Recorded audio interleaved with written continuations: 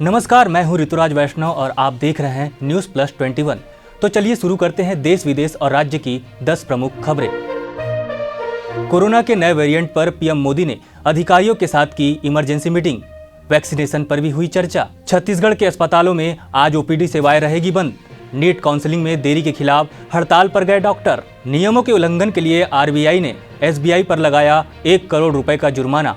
Mexico में तीर्थ यात्रा कराने ले जा रही बस बेकाबू होकर इमारत से टकराई।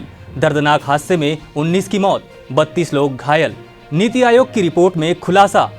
कुपोषित राज्य में छत्तीसगढ़ 5वें नंबर पर। एलन मस्क की कंपनी भारत में इंटरनेट सेवा शुरू करने की कोशिश में केंद्र सरकार ने जारी की वार्निंग। पीवी सिंधु और सात्विक चिराग की जोड़ी पहुंची इंडोनेशिया ओपन के सेमीफाइनल में। छत्तीसगढ़ के नारायणपुर में नक्सलियों ने सरपंच की बेरहमी से की हत्या।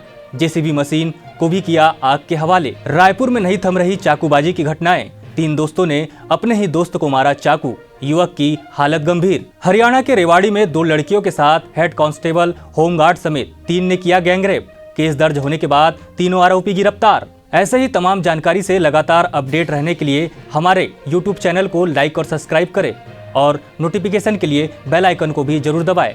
देखते रहिए न्यूज प्लस 21, आपके हक की बात।